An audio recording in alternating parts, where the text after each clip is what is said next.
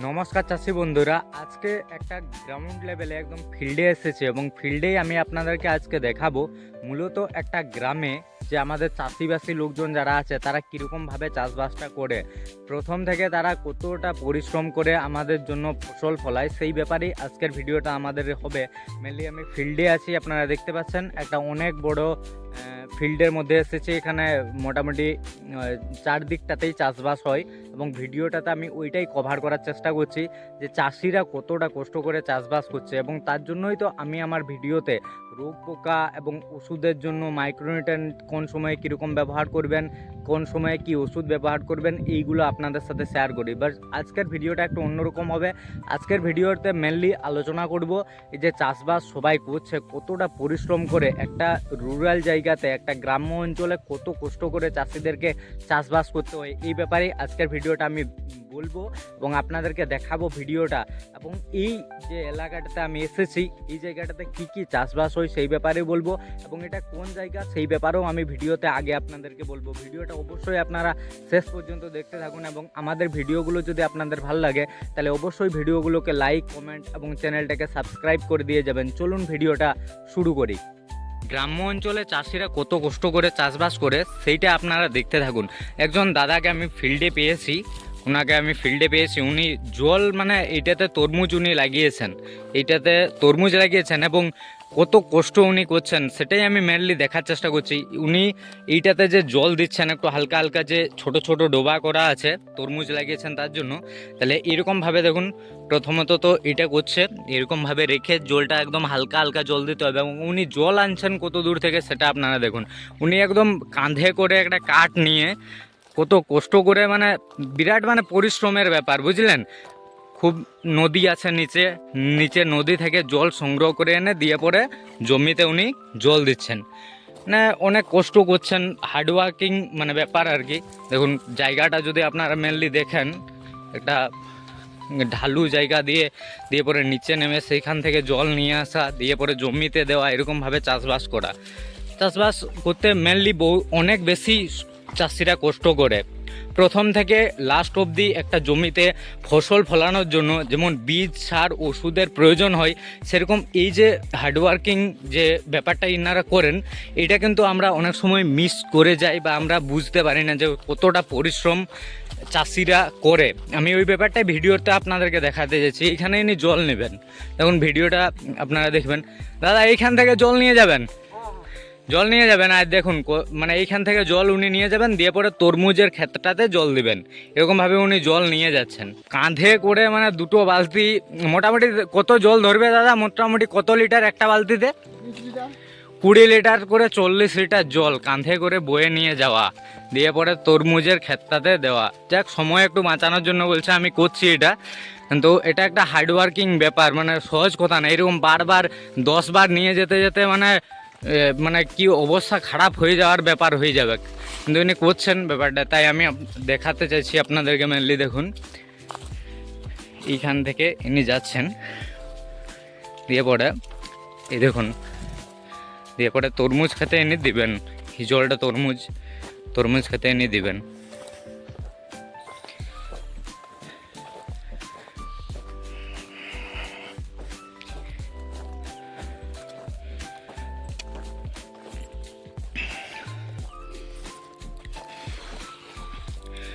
এরকমভাবে হালকা হালকা করে এনে জলটা তরমুজ চাষ করেছেন, কম কম করে জলটা এনে দিচ্ছেন, দিয়ে পরে ওইরকমভাবে তরমুজ চাষটা ইনি করেছেন। মেনলি ইনি তরমুজ লাগিয়েছেন এই জমিটাতে। দেখুন পুরো তরমুজ এখনো চারা বার হয়নি। দাদা কতদিন হয়েছে তরমুজ লাগানো? মোটামুটি 5 দিন। দিয়ে পরে এখন জল দিচ্ছেন, এরকম কাঁধে করে এনে দিয়ে পরে ইনি জলটা দিচ্ছেন। আর মেনলি পুরোটা জায়গাতেই এখানে চাষবাস হয়, চাষবাসেরই এলাকা, উপর থেকে নিচ অবধি মাঠটা লাস্ট অবধি আপনাদেরকে দেখাবো। এবং এখানে পুরোটাই মানে চাষবাসের জায়গা, পুরোটাই চাষবাস হয়। একটা রুরাল জায়গাতে, একটা গ্রাম্য অঞ্চলে চাষ করার জন্য কতটা বেশি চাষিদেরকে পরিশ্রম করতে হয়, সেই ব্যাপারেই আমি ভিডিওটা তার জন্য আজকে ক্রিয়েট করলাম। ইনি জল নিয়ে আসে, দিয়ে পরে এরকমভাবে জলটা দিয়ে তরমুজের খেতে এরকমভাবে জলটা ইনি দিচ্ছেন।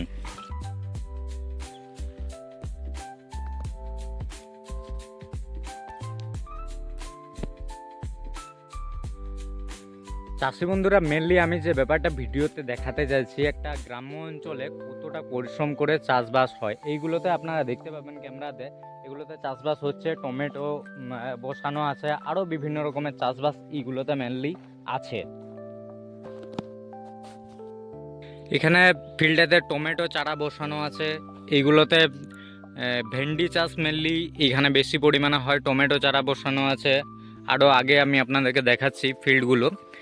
চাষিদেরকে সত্যি কথা বলতে বীজ, সারের বা ওষুধের সেই গুলো তো আমরা ভিডিওর মাধ্যমে অনেক সময় শেয়ার করি যে কোন সময় আপনি কি মাইক্রোনিউট্রিয়েন্ট দেবেন বা কোন সময় কি ওষুধ দেবেন, বাট মেনলি যেটা ফিল্ডে চাষিদের যে হার্ডওয়ার্কিংটা, সেটা অনেক সময় আমরা মিস করে যাই। আমরা অনেক সময় সেটা বুঝতেই পারি না যে আমরা কত কষ্টে এটাতে বেগুনের চারা বসানো আছে, এখানে আছে টমেটো চারা। এরপরে পুরো জমিটাই যদি আপনারা দেখেন, একটা অনেক বড় মাঠ। আগে ধান চাষ হয়েছে, ধান চাষ হওয়ার পর এবার গ্রীষ্মকালে মেনলি ভেন্ডির চাষ হবে। ভেন্ডি চাষ মেনলি হবে, তার জন্য এই যে জমিগুলো আপনারা দেখতে পাচ্ছেন, আগে ধান কাটা হয়ে গেছে, ধান কাটা সব কিছু নিয়ে যাওয়া হয়ে গেছে। এরপরে এগুলোতে মেনলি ভেন্ডি চাষ হবে। এবারে নিচ পর্যন্ত যদি আপনাদেরকে আমি দেখাই ফিল্ডগুলো, আমি ভিডিওটা ওই জন্যই ক্রিয়েট করছি। মেনলি এই ভিডিওটা ক্রিয়েট করার পেছনে আমার কোনো সেরকম পারপাস না, আমি মেনলি এটাই দেখাতে চাইছি যে চাষের কাজের শুরু থেকে শেষ পর্যন্ত কতটা পরিশ্রম করতে হয়, তবে যায় চাষে ভালো ফলন আসে। প্রথম থেকে শুরু হয়ে যে দেখবেন পুরো ফিল্ডটা আপনারা এই থেকে লাস্ট অবধি আলাদা আলাদা ধরনের চাষ করা আছে। একটা রুক্ষ সূক্ষ্ম মাটিতে লাঙ্গল দেওয়ার পরে জমি তৈরি করার পর থেকে সেটাতে ভালো ফসল করতে চাষিদেরকে কত বেশি পরিমাণে কষ্ট করতে হয়। শুধু যে সে নিজে না, তার পরিবারের একজন চাষির স্ত্রী থেকে শুরু করে তার পরিবারের সবাই, তাদের যে লোকজন আছে সবাই মেনলি চাষের সাথে তাদেরকে জুড়ে থাকতে হয় বলেই চাষবাসটা তারা ঠিকমতোভাবে করতে পারে এবং তারা ভালো ফসল পরে আনতে পারে। তারা অনেক বেশি পরিশ্রম করে। আমরা যে খাবারটা খাচ্ছি, সে ধান হোক বা আমরা যে সবজি টবজি খাই, সেটা যে প্রোডাকশান হয় ফিল্ড থেকে, যে যখন মার্কেটিং করতে তারা নিয়ে যান, তারপরেও যদি রেটের সমস্যা হয়ে যায়, দাম যদি কম থাকে, তাহলে এতটা কষ্ট সেই ব্যর্থ হয়ে যান। কিন্তু চাষিদের মেনলি ব্যাপার হচ্ছে কোনো অপশান সেরকম নাই। দেখুন এগুলোতে ভেন্ডি বীজ বসানো আছে, মেনলি ভেন্ডির চাষবাস হয়। আরও চাষের জমি আছে, আমি ভিডিওতে আপনাদেরকে দেখাবো। চাষিদের কাছে মেনলি খুব একটা সেরকম তো অপশান থাকে না। এমনটা হয় যারা অন্য অন্য প্রফেশনে আছে তারা হয়তো আলাদা আলাদা কোনো কিছু করে তাদের সার্ভাইভালটা করে নেবে, কিন্তু চাষিরা যদি একবার ফেলও হয়ে যায়, কোনো সবজিতে দাম পেলো না বা কোনো সবজি খারাপ হয়ে গেল বা এতটা কষ্ট করার পরেও ভালো ফলন আনতে পারলো না, কিন্তু তাদের কোনো অপশান নেই। তার জন্য তাদেরকে চাষটা করতেই হবে, চাষ করেই যেতে হবে, তাছাড়া তো আর কোনো অপশান নেই। দেখুন এইখানে লঙ্কা, একটা ছোট জমিতে লঙ্কা চারা বসানো আছে। আমি মেনলি দেখাতে চাইছি ওইটাই আপনাদেরকে। লঙ্কা চারা বসানো আছে, দিয়ে পরে লঙ্কার চারা, করলা মেনলি। এরপরে এইখানে যে চাষবাসটা হবে, পুরো যে জায়গাটা আপনারা দেখতে পাচ্ছেন, ভেন্ডি চাষ হবে মেনলি। এটা হবে ভেন্ডি চাষেরই বেল্ট। লাস্ট ইয়ার যখন আমি একবার এসেছিলাম, আমি এখানে দেখেছিলাম যে বেশিরভাগ জমিতেই ভেন্ডি চারা বসানো হয়েছিল। এবং ভেন্ডি চাষের জন্য প্রথম থেকে লাস্ট অবধি, ফার্স্ট থেকে শুরু করে শেষ অবধি কীরকম প্রিপারেশান করবেন সেই ব্যাপারেও একটু আমি বলবো ভিডিওতে। এটাতে লঙ্কা চারা বসানো আছে, এটাতে করলা ছিল, করলা যাই হোক, মোটামুটি করলা লাস্টের স্টেজ হবে। এটা করলার ফলন আসার একটা লাস্ট স্টেজ মোটামুটি এটা হবে। দেখুন করলা এটাতে ছিল, দড়ি দেওয়া আছে। এবং এইগুলোতে ভেন্ডি, টমেটো সব রকমের চাষ হয়। বাট মেনলি এই ফিল্ডগুলো আমি যেটা দেখেছিলাম লাস্ট ইয়ার, সব থেকে বেশি পরিমাণে ভেন্ডির চাষ হয়েছিল। পুরো যে মাঠটা আপনারা দেখতে পাচ্ছেন, এই যে এই থেকে দূর অবধি ক্যামেরাতে যেটা দেখতে পাবেন, সবটাতেই পুরো মেনলি ভেন্ডির চাষ হয়েছিল। এটাতে লঙ্কা চারা বসানো আছে, ওই আগেরটাতে টমেটো আছে, আপনারা দেখতে পাবেন। আগেরটাতে টমেটো বসানো আছে, টমেটো ফুল আসছে, টমেটোয় ফুল আসছে দেখতে পাবেন আপনারা। এই দেখুন টমেটোতে দু চারটা করে ফুল আসছে। এই দেখুন টমেটো যারা বসানো আছে, আমি দেখাচ্ছি পাশ থেকে আপনাদেরকে। এই দেখুন টমেটো দু একটা করে টমেটোতে এরপর ফুল আসার স্টেজ হচ্ছে। এটা এই জমিটাতে টমেটোর চারা বসানো আছে। মেনলি আগে যদি আমরা দেখি পুরোটা, এটাতে লঙ্কা চারা বসানো আছে, লঙ্কা চারা বসানো আছে। আর এত মানে পরিশ্রম করে, এত হার্ডওয়ার্ক করে দিয়ে পরেও যদি চাষে ভালো ফলন না আসে, তখন একটা চাষির মানে নিজের মানে আপনি যদি নিজে চাষ করে কোনো দিন ফেল হয়ে যান, আপনার 10,000 20,000 টাকা ইনভেস্ট করার পরে, তাহলে কি ফিলিংসটাই মানে খারাপ ফিলিংসটাই না হবে।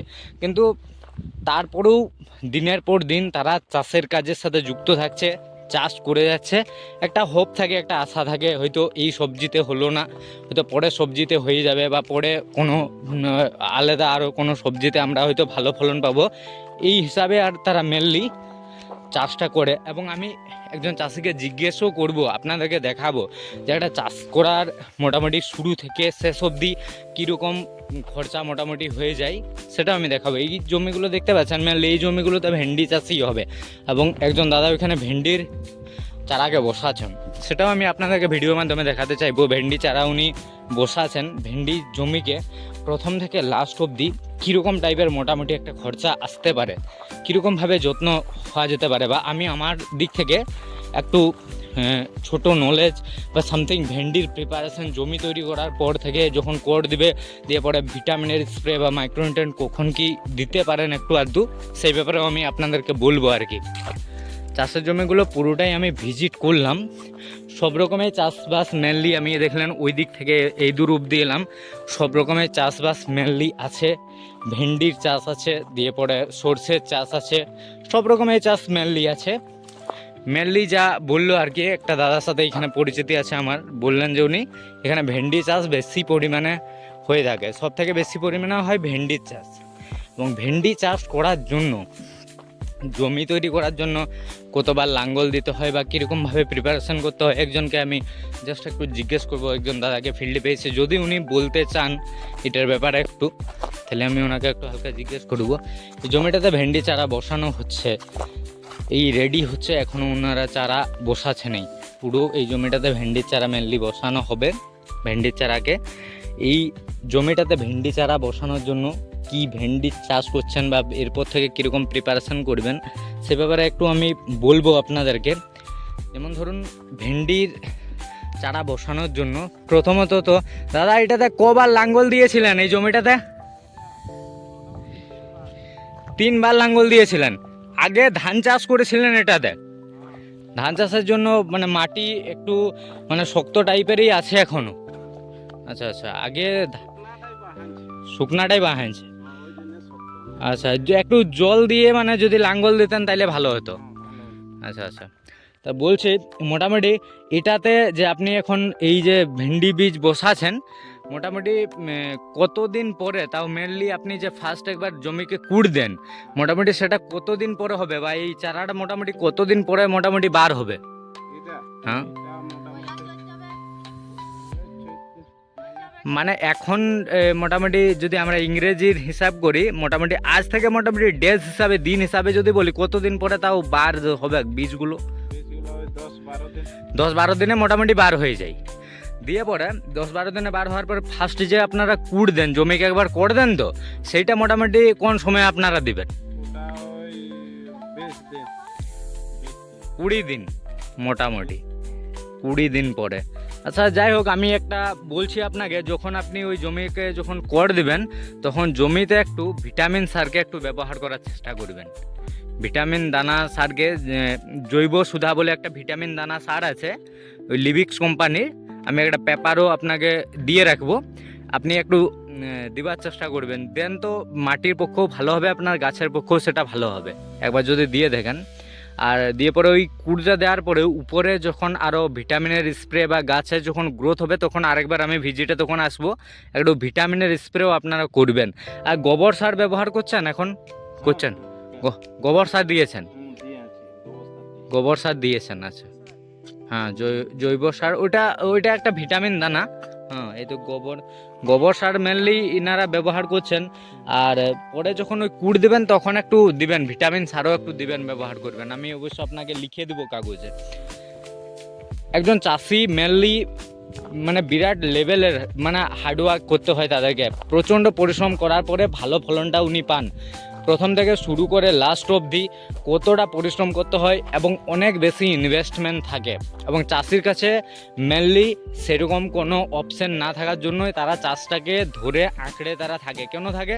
কারণ মেনলি আমরা যারা অন্য কোনো প্রফেশনে আছি তারা প্রফেশন চেঞ্জ করে আলাদা আলাদা দিকে চলে যায়, বাট একজন চাষি যদি একটা ফসলে তার ক্ষতি হয়, তিনি যদি প্রফিট করতে না পারেন, কিন্তু তার কাছে মেনলি আমি যেটা দেখেছি রুরালে, গ্রামাঞ্চলে তাদের কাছে আর কোনো 2-4টা অপশান থাকে না। তার জন্য তারা হয়তো একটা সবজিতে যদি লস হয়ে যায়, দিয়ে পরে আরও সবজিতে তারা ট্রাই করে সেই লসটাকে কভার করার জন্য। এরকমভাবে চাষিরা দিনের পর দিন বিভিন্ন রকমভাবে অনেক চাষে হয়তো লাভ করতে পারেন, অনেক চাষে ওনাদের ক্ষতিও হয়, বাট মেনলি যেরকম ওনারা করে যাচ্ছেন সেরকমভাবেই করে যান। বাট একটা পরিশ্রম আমি যদি মেনলি দেখি, নদী আছে আপনার ওই দূরে, এবং এনারা জল নিয়ে আসছেন ছোট্ট পাইপে করে। পাইপটা আপনারা দেখাবো আমি আপনাদেরকে, যে পাইপ বেছানো ওই থেকে এই দূর অবধি পাইপ বেছানো আছে, দিয়ে পরে যে এই জমিতে যে সেচের জল আসবে, এই যেটা ভেন্ডি চারাই নিয়ে বসাছেন, সেটা জল একদম দূর থেকে আসবে, একদম নদী থেকে, ওই দূর